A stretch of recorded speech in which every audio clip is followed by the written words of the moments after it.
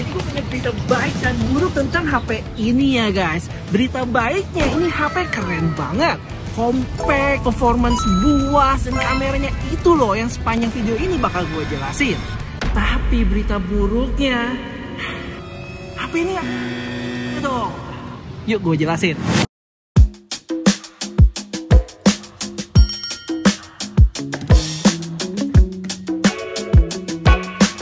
Oke guys, jadi sebelum gue tes HP ini bawa keluar, gue mau share unboxingnya dulu. Yang mana secara box sudah nggak asing lagi ya, tipikal box flagshipnya Vivo, berbentuk segi 4 pipih gitu, dengan lingkaran di tengahnya bertuliskan X200 FE co-engineered with Zeiss. Terus di dalamnya kayak biasa ada HP-nya itu sendiri, dan pas dibuka lagi ada kepala charger 90 watt beserta kabelnya juga. Di kotak satu lagi ada SIM ejector, kertas-kertas yang jarang dibaca, dan casing elastis warna pink mirip kayak case silikonnya Apple yang warna-warni itu. Yang mana kalau dijual itu seharga hampir 1 juta. Dan ini dikasih Vivo gratis loh. Dan karena ini HP pinjaman, kita bukanya selembut mungkin ya, jangan sampai robek juga malah. Padahal kalau punya sendiri mah. Oke. Terus kita setup dulu dan ada yang cukup menarik. Pas tentuin lokasi dan gue ke bagian I, gak ada pilihan Indonesia loh. Cuman ada India, Ireland, Isle of Man yang gue baru dengar kalau itu nama negara, dan is. Habis itu lanjut setup, regi sidik jari, dan setelah kelar disambut Vantage OS 15 berbasis Android 15. Dan gue cek storage-nya udah kemakan 30-an giga dari total 512. Let's go, kita jalan. Bye. Oke guys, jadi gue tadi cabut chargeran sekitar jam 10 kurang. Dan ini bukan video sehari bersama ya, karena gue nggak punya waktu full buat cobain HP ini. Mungkin nanti sore udah mesti dibalikin.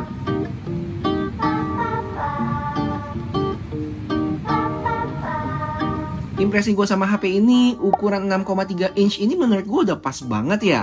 Nggak kekecilan, yang artinya masih nyaman buat nonton, tapi nggak kegedean juga. Terutama kalau dibandingin sama HP normal zaman now di 6,67 inch. Atau saudaranya X200 Pro 6,78. Mungkin patokannya selama masih bisa dilingkerin sama jari gue gini masih enak. Terus HP ini punya berat 186 gram dengan tebal 7,99 mili. Dan kalau kalian tahu kapasitas baterainya, angka-angka tadi sih termasuk kecil. Nanti gue spill di bagian spek ya. Untuk desainnya gue suka sih, ada mirip-mirip kayak iPhone 16. Tapi di bagian kamera modulnya dibikin hitam semua, dan ini keren. Untuk framenya dia dari metal, terlihat ada garis antena. Yang di sebelah kanan HP ini ada volume dan power button, di sebelah kiri kosong, terus di atas ada mic sama air blaster.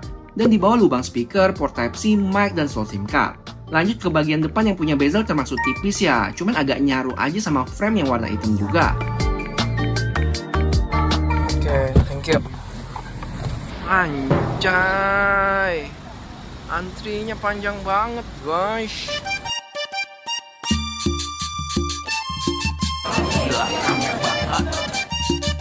Kita update IG story dulu yuk.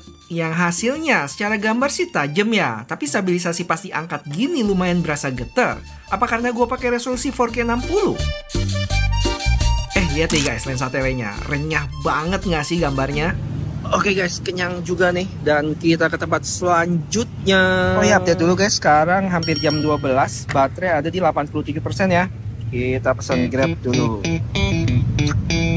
Oke guys, tempat selanjutnya adalah gedung di mana Malaysia pertama kali mendeklarasikan kemerdekaannya ya. Itu dia, yang ternyata masih di bulan yang sama loh ke Indonesia, di Agustus. Cuma dia tanggal 31 Agustus ya, dan tahunnya itu 1957. Dan sekarang kalian lagi lihat di kamera selfie-nya. Wow, dynamic range mantap semua loh. Tuh, belakang. Widih, dan luas juga ya, karena ada 0,8 kali. Ini 1 kali, dan ini 2 kali.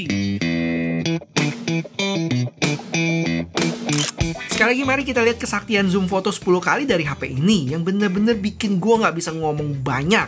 Satu kata aja, luar biasa sekali. Oh ya guys, kalau ngomongin spesifikasi, HP ini punya ukuran layar 6,31 inch ya, yang pakai chipset Dimensity 9300 plus. Dengan baterai yang termasuk gede di ukuran sekompak dan setipis ini, di 6500 mAh yang support 90 watt charging. Terus buat kamera cukup serem nih ya. Dia pakai 50 megapiksel main lensa utama dan 50 megapiksel periskop. Tapi sayangnya buat ultrawide cuma 8 megapiksel nih dengan selfie yang 50 megapiksel juga. Terus dia didukung juga sama Zeiss ya untuk lensa utama dan periskop. Konfigurasi kamera ini hampir sama kayak HP Vivo yang kemarin gua review, Vivo S30 regular, yang rumornya bakal jadi Vivo V60 loh. Itu foto telenya sih edan, kalian wajib nonton buat yang belum ya. Selebihnya standar ya, HP 5G, stereo speaker, IP68 dan 69 dan lain sebagainya. Gemini tolong tunjukin jalan ke Petaling Street dong. Baik, ini untuk Petaling Street. Perjalanan akan memakan waktu.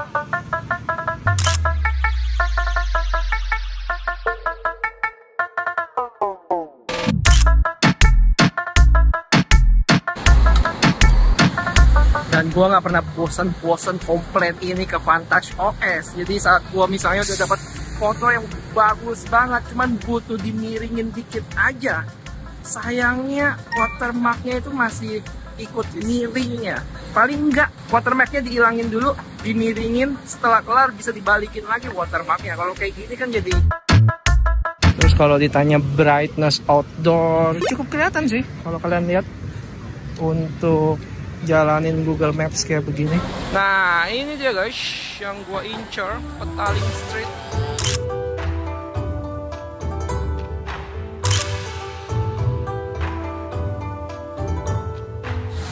Ini ultra wide ya guys, ultra wide, ini wide. Kalau untuk daylight sih antara wide dengan ultra wide nya nggak terlalu berasa perbedaannya. Tapi beda hasilnya pas low light. Nanti gue share ke kalian. Dan ini untuk portrait videonya guys, gimana? Apakah backgroundnya ngeblurnya bagus? Lumayan guys. Gua hajar pakai kamera terus HP-nya berasa anget.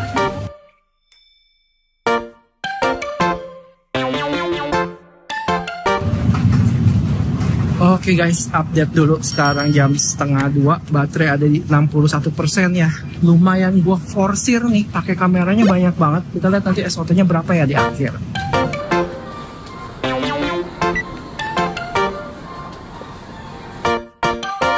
Dan ini dia Apple Store-nya guys. Oke guys, pasti kalian juga sempat bingung mikirnya, loh bang, bukannya flagship Vivo kemarin udah ada yang mini?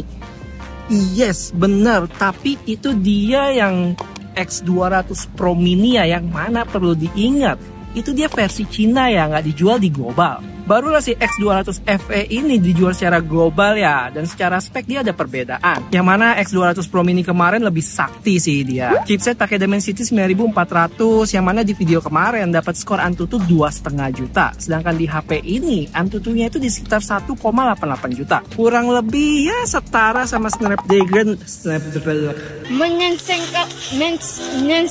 Snapdragon 8S Gen 4 di Poco F7 gua kemarin. Cuma buat baterai justru HP ini lebih gede ya. Terus untuk charging sama-sama 90 watt, tapi nggak support wireless charging nih. Buat kamera sama-sama punya 50 megapiksel lensa utama, tapi secara sensor lebih baik di Pro Mini. Dia pakai LYT 818. Habis itu lensa telenya sama-sama 50 megapiksel, tapi ultrawide di Pro Mini itu lebih maknyus loh, 50 megapiksel. Berbanding 8 megapiksel di 200 FE ini guys, sayang banget ya. Sedangkan selfie-nya punya resolusi lebih kecil di Pro Mini 32 megapiksel. Betul guys, biar usaha gue sampai ke Malaysia buat bikin video ini gak sia-sia, boleh bantuin gue buat like video ini ya. Dan subscribe juga biar collab sama gadgetin cepet-cepet kesampean nih. Thank you. Oh ya, gue belum sempat kasih tahu ya kalau resolusi video di HP ini dia bisa mentok 4K 60 fps kamera depan dan belakang ya. Kecuali untuk ultra wide-nya dia cuma bisa shoot di 1080p 30 aja. Karena keterbatasan resolusi 8 megapikselnya itu tadi sih. Pas banget hujan. Dan update dulu. Sekarang jam 3:30, baterai ada di 43%. Dan kita lihat ya, SOT-nya ini wow, di 43% udah dapat SOT hampir 4 jam. Oke Oke guys, jadi overall buat kamera, terutama buat fotonya, HP-HP dari Vivo sih nggak usah diraguin lagi lah ya. Apalagi lensa telenya edan, bahkan di 10 kalinya dengan posisi sejauh ini saat di zoom masih bisa hasilin gambar yang tajam. Pemrosesan Vivo sih nggak main-main ya, dari yang gambarnya B aja bisa disulap jadi kinclong gini dong. Belum lagi buat foto objek orang, nggak ada lawan. Selebihnya ya layaknya HP Vivo berzeiss lainnya ya. Ada color profile vivid, texture, dan zeiss. Terus banyak pilihan style bokeh, portrait video, dan gak lupa kemampuan pindah lensa depan belakang saat recording. Oh ya, terus kalau fitur-fitur AI-nya juga ada kok, yang basic-basic kayak Gemini sama Circle to Search hadir. Terus buat galeri kayak AI erase hapus orang ada. Buat memperluas foto kalian juga ada dengan AI Image Expander. Terus yang baru nih, buat pindahin dan gede kecilin objek juga ada nih, namanya Magic Move. Sampai gak ketinggalan buat hapus bayangan juga ada. Wow. Wih, mantap nih. Kita update sosmed dulu guys.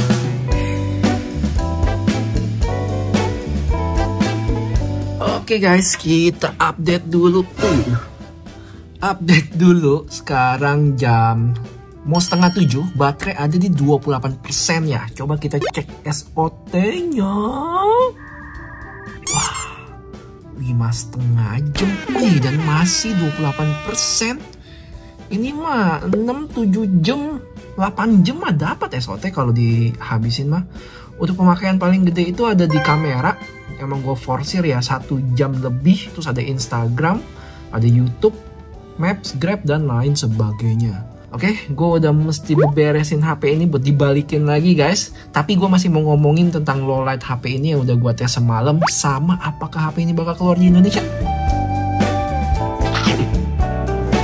Aduh, masih lapar nih. Gue lagi pesen mie goreng satu lagi. Oh ya, kalau ngomongin tentang low light di kamera HP ini, kemarin gue udah sempat coba ya. Dan udah termasuk oke kok, terutama buat lensa utamanya. Cuman saat pindah ke ultra wide, cukup jomplang sih. Gambarnya jadi lebih gelap dan soft banget. Ya nggak bisa ngarep banyak juga sih buat lensa yang punya resolusi 8 megapiksel. Kalau fotonya ada berasa penurunan kualitas, tapi nggak sejomplang video. Selebihnya di lensa wide dan tele ini sih udah termasuk bagus. Cahayanya juga bisa diredam dengan baik. Termasuk flare-flare yang cukup aktif bersemi di iPhone, di HP Vivo ini bisa lebih dijinakin. Special thanks buat Zeiss di coating star-nya. Next, gue pengen ngomongin tentang apakah si HP ini keluar di Indonesia. Oh ya, sebelumnya juga gue kebanyakan footage-nya yang gak gue masukin di video ini. Jadi buat kalian yang masih pengen lihat footage lebih dari si Vivo X200 FE, kalian bisa join membership ya. Karena di sana semua footage-nya bakal gue masukin.